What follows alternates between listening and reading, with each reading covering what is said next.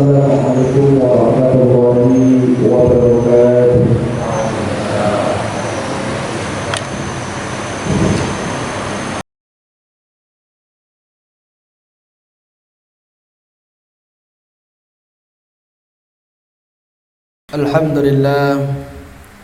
Alhamdulillahi Rabbil Alamin hamdan yakunu bihi mukhtassa. Ashhadu an la ilaha illallah wahdahu la syarika lah, wa ashhadu anna Muhammadan abduhu wa rasuluh. Allahumma salli ala sayyidina Muhammad wa ala alihi wa sahbihi ajma'in.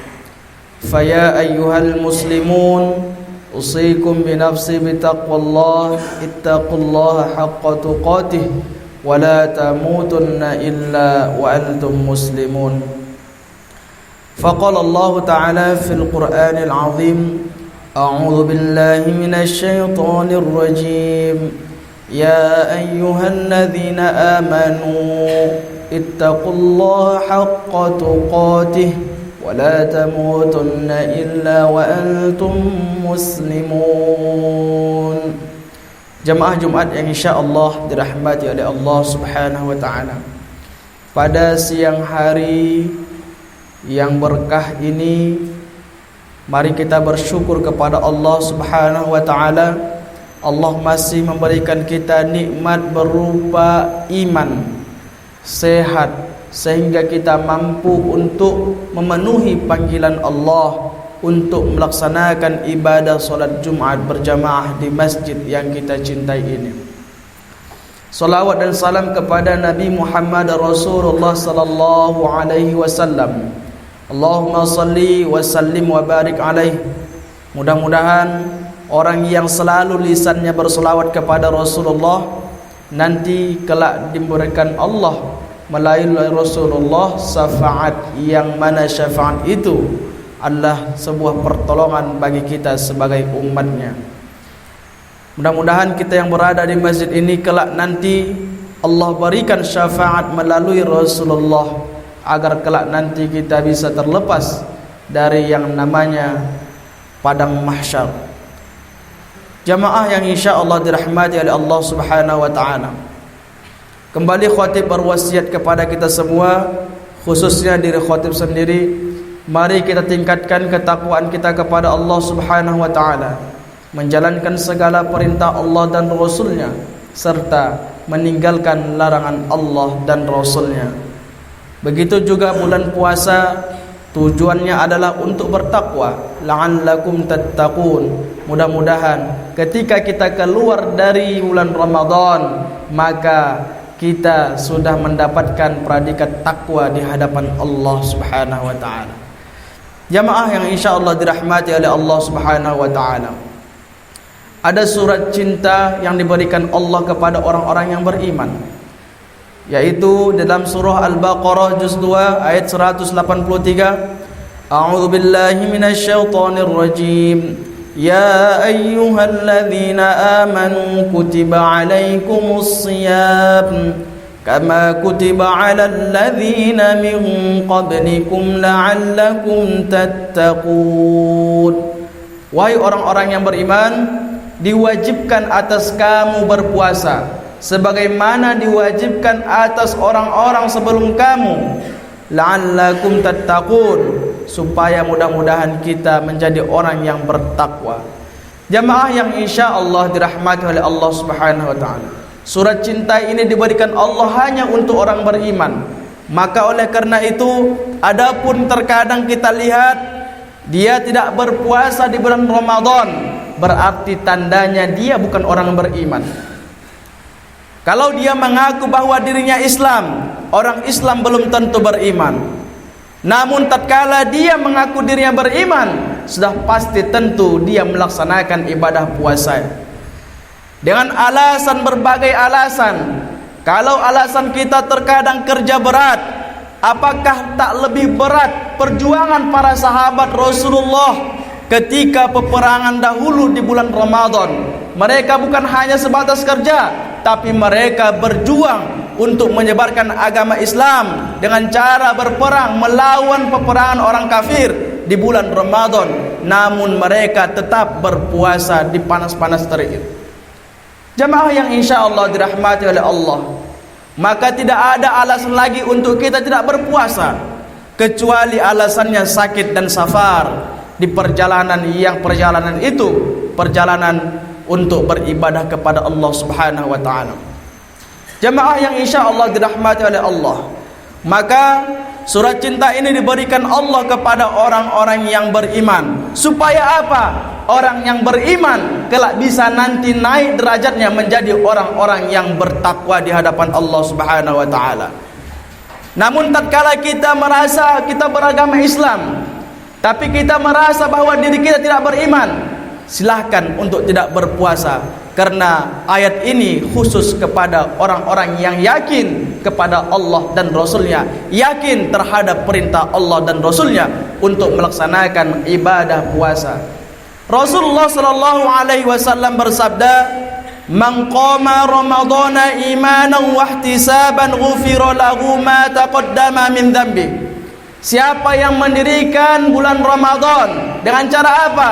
Dengan cara melaksanakan ibadah solat tarawih, terutama pertama puasa, solat tarawih, membaca Al-Quran, bersedekah dan lain-lain sebagai macamnya, bangun pada malam hari untuk beribadah, terutama membaca Al-Quran dengan penuh harap ridha Allah Subhanahu wa taala, maka akan Allah ampunkan dosanya yang telah lalu.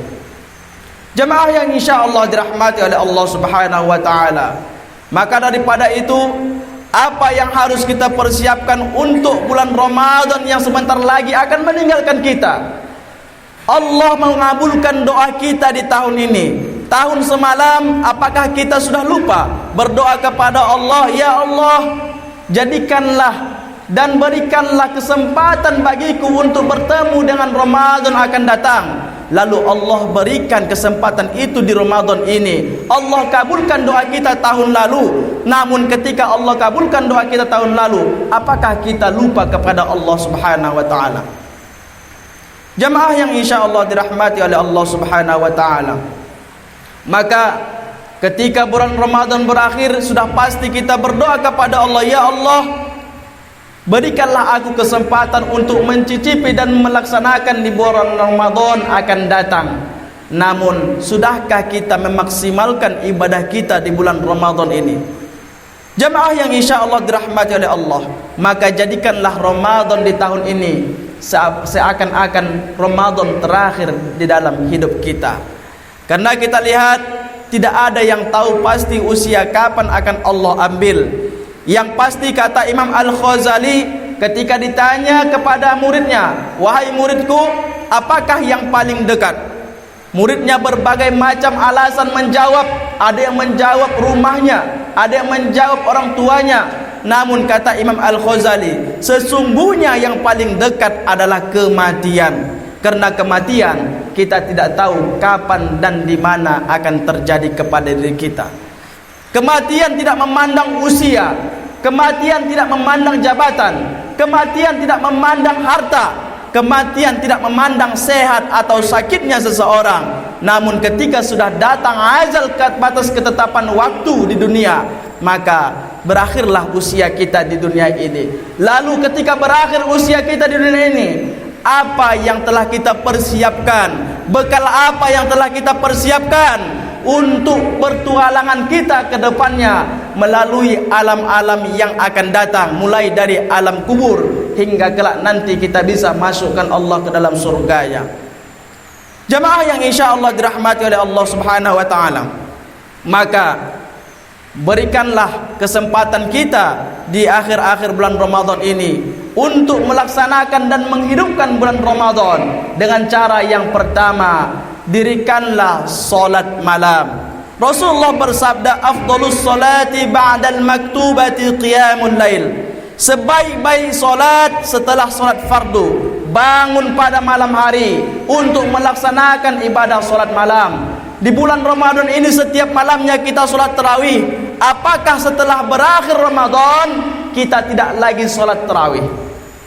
Di bulan Ramadan ini kita solat malam. Apakah setelah berakhir Ramadan kita tidak lagi melaksanakan ibadah solat malam? tanya kepada diri kita. Jemaah yang insya Allah dirahmati oleh Allah, yang kedua yang harus kita persiapkan untuk berakhirnya bulan Ramadan ini jangan sampai sia-sia, talil Quran, membaca Al-Quran. Rasulullah bersabda, afdalu ibadati ummati tilawatil Quran. Sebaik-baik ibadah umatku adalah membaca Al-Quran. Sudahkah kita memiliki target di bulan Ramadan tahun ini, memiliki target, ya Allah minimal aku khatam 1 kali. Mungkin di tahun-tahun sebelumnya kita tidak sempat untuk mengkhatamkan Al-Quran. Sudahkah kita memiliki target di tahun ini, di Ramadan ini, memiliki target khatam 30 juz? Ataukah bulan Ramadan tahun ini kita lewati biasa-biasa saja? Ataukah bulan Ramadan di tahun ini kita lewati sedikit pun tidak membaca Al-Quran? Hari demi hari kita lewati, namun Al-Quran pun tidak kita baca. Hari demi hari kita lewati, namun Al-Quran pun tidak kita sentuh. Na'udzubillahi min zalik. Jamaah yang insya Allah dirahmati oleh Allah, bukankah Allah melalui Rasulullah menjanjikan kepada kita, siapa yang membaca Al-Quran 1 huruf dari Al-Quran, Allah balas 10 kebaikan. Ketika bulan Ramadan kita baca, Allah lipat gandakan lagi dari 10 tersebut.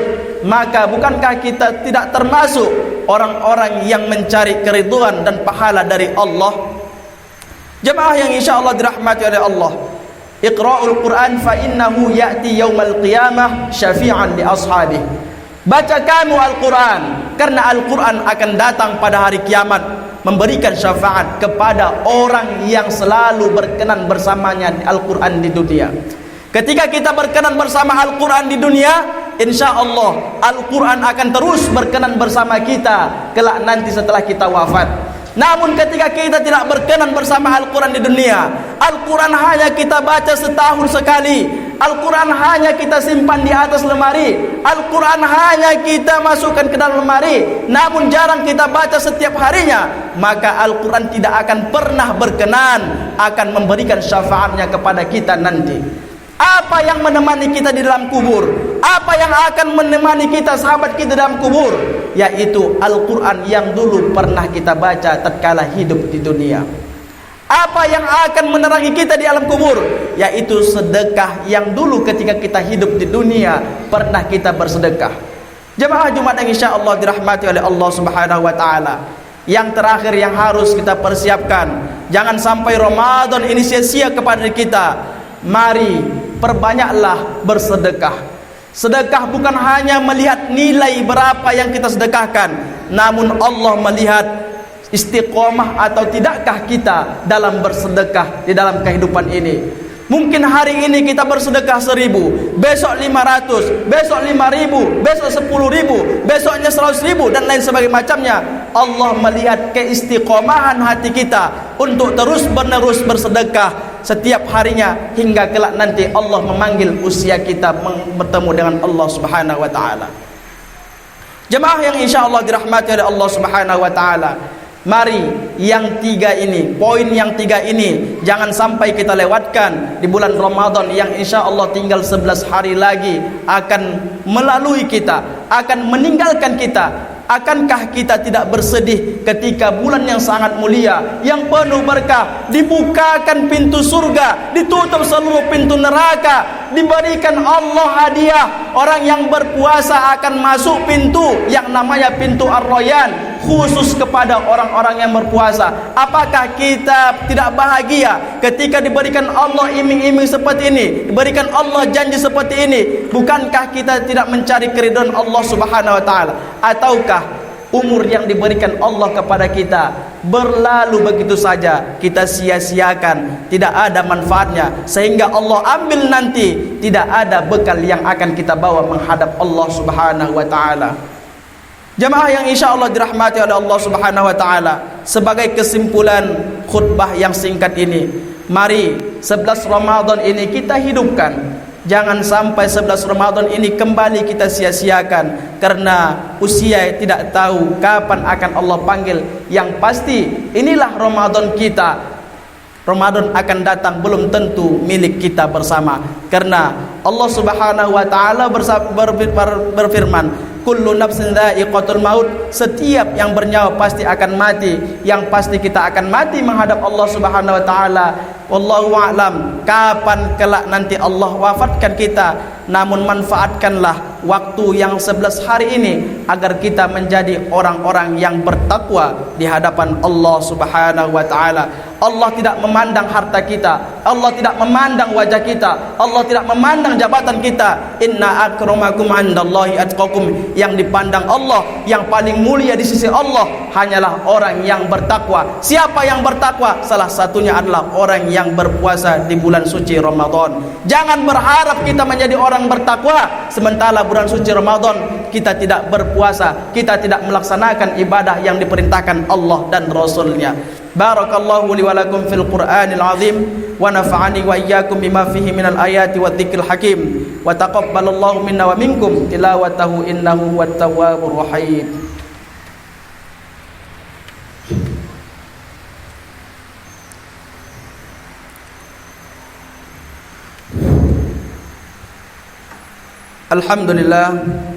Alhamdulillahilladzi hadana li hadza wa ma kunna linahtadiya laula an hadana Allah. Asyhadu an la ilaha illallah wahdahu la syarika lah wa asyhadu anna Muhammadan 'abduhu wa rasuluh. Allahumma shalli ala sayyidina Muhammad wa ala alihi wa sahbihi ajma'in.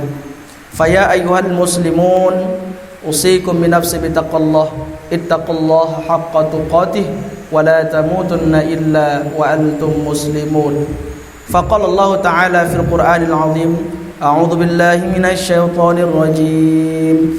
Innallaha wa malaikatahu yusalluna 'alan nabiy ya ayyuhalladzina amanu sallu 'alaihi wa sallimu taslima. Shadaqallahul azim.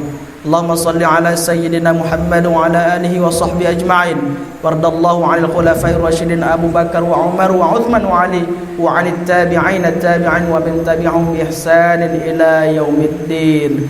Allahumma ighfir lil muslimina wal muslimat wal mu'minina wal mu'minat al ahya'i minhum wal amwat innaka antal ghafurur rahim. Allahumma innaka 'afuwun tuhibbul 'afwa fa'fu 'anna. Allahumma innaka 'afuwun tuhibbul 'afwa fa'fu 'anna. Allahumma innaka 'afuwun tuhibbul 'afwa fa'fu 'anna ya karim ya arhamar rahimin.